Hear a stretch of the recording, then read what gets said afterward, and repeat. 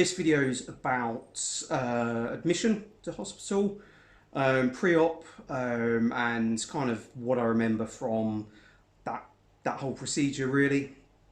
So my operation was 2 weeks ago tomorrow. So I was admitted to the Royal Brompton Hospital in London on the Monday. So I had to be on the general ward by 2 p.m. So I had to report there at 2 for just general checks. They done obviously temperature, they took some bloods, general questionnaire, filling out paperwork, beginning to talk about the procedure. So what they were going to do, what I understood they were going to do, and all of that stuff. So no big dramas really going in. It was quite simple, quite easy. The bed was ready. I had to call the night before or the day before. I don't know if that's a UK only thing or a hospital specific thing, but I had to call on the Sunday afternoon to make sure that the bed was free, so that when I came into the ward on the Monday, we were ready to go. So yeah, that was done Sunday, and yeah, got the train down, or intended to get a train into London, but there were major issues, so ended up getting an Uber into Cockfosters, for those of you that know the tube network, and then just rode the tube into South Kensington. Like I say, the admission was fairly simple. The day goes quite quick. I was in, I had to report in at 2 p.m. And say with people coming and going into your little cubicle area. So I was in the general ward. There were 6 beds. Mine was the first in there. It's sort of like a 3 and then a 3 of beds, and they were all full.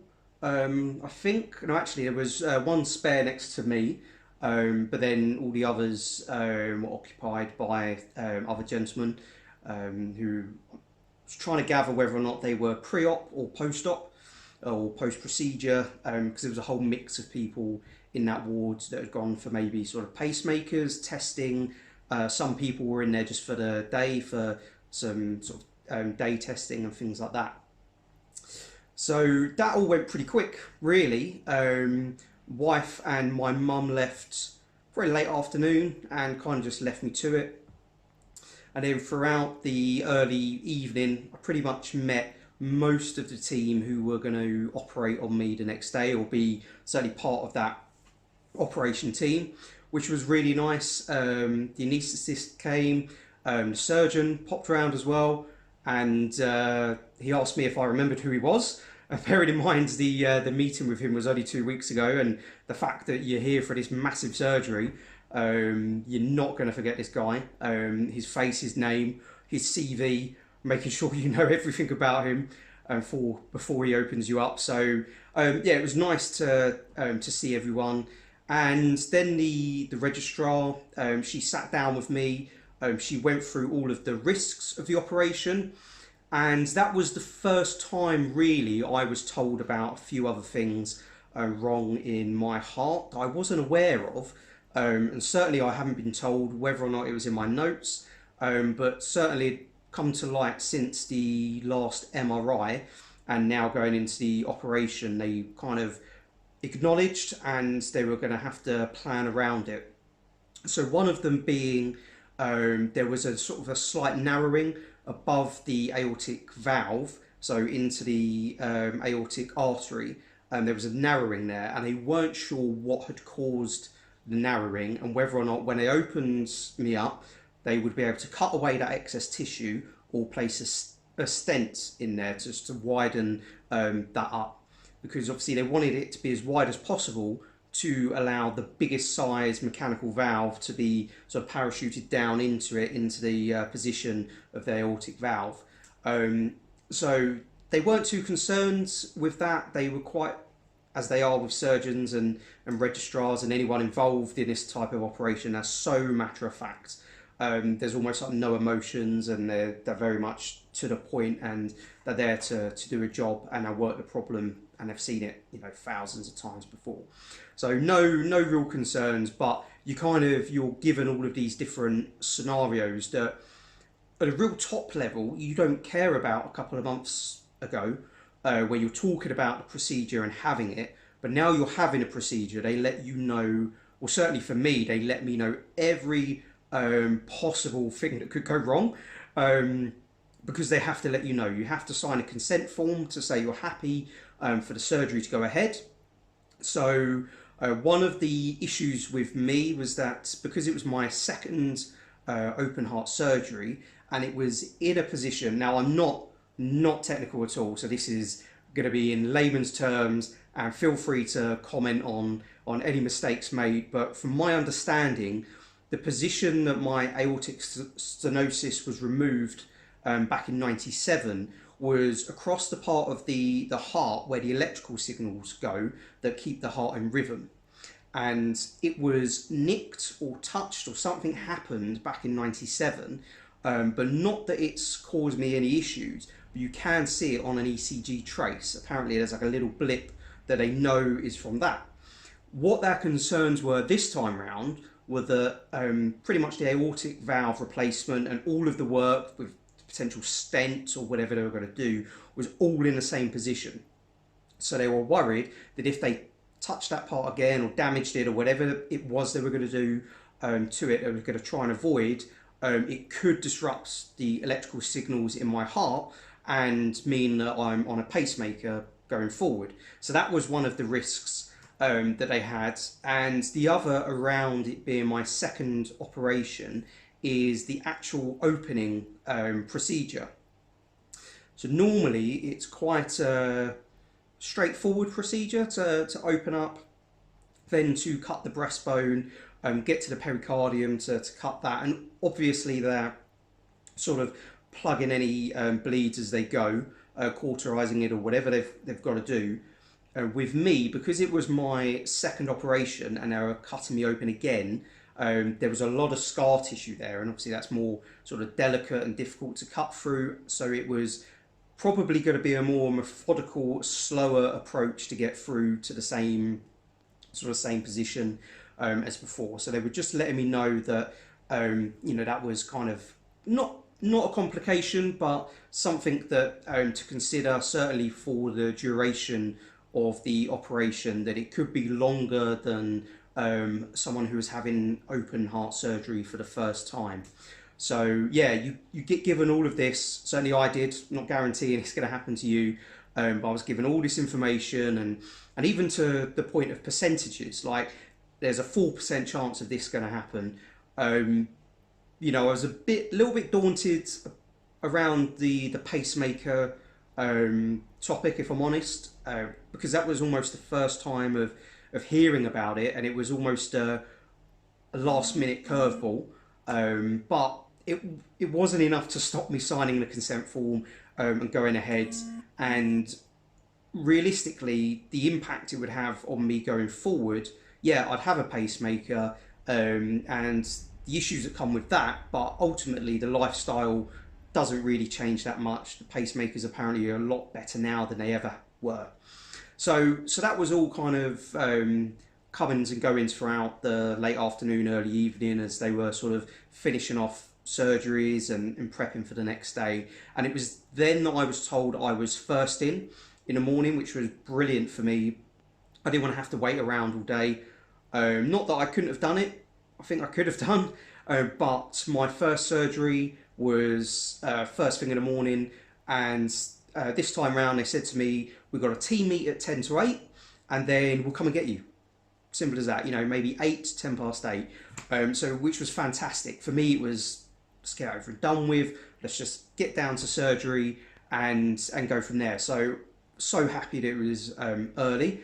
I think my wife and my mum, who were going to come back down for the surgery to the hospital, were happy, although they had to get up a lot earlier on a Tuesday.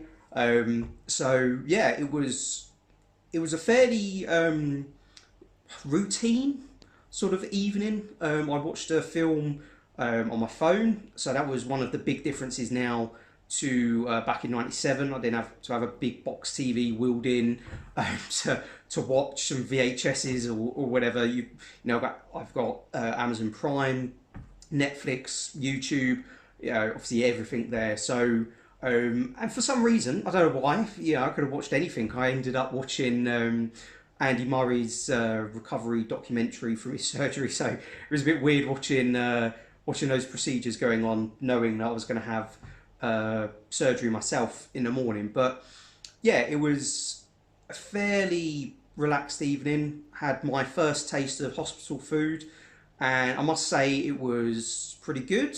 There was a lot of it. I picked the large portion, thinking that it was going to be a you know, small was going to be tiny, large would be sort of medium or a, you know, regular size. But you know, can't fault the quantity that they give you. It was really good. You know, quality was pretty good. So for my meal, no issues. I was then nil by mouth by midnight, which was quite late, I thought. In my memory, or sort of certainly in my mind, for what I had from previous, was it was a, you know, a good 12 hours before. So my dinner was at like 7, I think. So I'd expected to be nil by mouth from then, for like 12 hours. But they said I could, you know, eat and drink up to midnight. But after the dinner, which, like I said, was huge, I just maybe had a few sips of water up until midnight, or probably about 11:30. I think I maybe went to sleep, and that was it. First thing in the morning, I was kind of up pretty early, about 5:30, 6 o'clock. I'd kind of woken myself up. Didn't have a great night's sleep, but didn't expect to really. And it's not as if I needed it. You know, I didn't need a rest. I'm going to be put to sleep in a few hours. So they came round and gave me sort of like a wash kit with this high strength, like, antiseptic medical soap, and there's a brand name for it. So I had to go and wash in this. I had to shave my chest, which I'd already done beforehand, before getting into the hospital. I knew that was coming, so I just done that. I touched it up a bit, where within 24 hours it already started to grow back. So I just kind of touched up around where I knew they were going to be making the incision. And I was asked to then shave the groin area, both sides of the groin area. So I was kind of doing that. That probably took up a good 30 minutes to an hour of my morning, doing the wash. So again, every hospital is different. In Brompton, in the shower rooms, they've got this, I think it's like an 8-step guide of how to use this soap. And I had my glasses on, so I've glasses off, they're on a sink.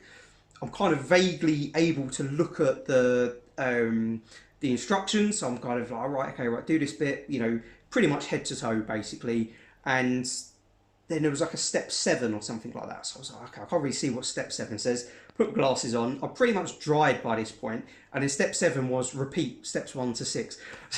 So I had to get back in the shower, kind of do it all again. And, you know, I wanted to make sure, double check, be extra sure I was following those instructions. I didn't want to get any sort of infection or anything like that. So yeah, it was a bit of a hassle, but I've done it. Done the shaving bits I needed to do. Put my lovely hospital gown on. I was able to sort of wrap it round the back properly, so I wasn't exposing myself as I was walking back to the bed. So that was that was that. That was the morning really. I got back into bed by about 6:30, and then they came round for blood pressure, weight, temperature, and they gave me some diazepam as well. I'm not sure what brand. I think it's the same in the States and around the world, but in the UK it's kind of like a bit of a relaxing drug, and I've never taken it before. I was fairly chilled out, I'd like to think. That made me even more chilled out. I was cracking jokes, I was laying back in bed. Sort of by the time like family turned up, that was it, I was gone. I was ready to do whatever needed to be done.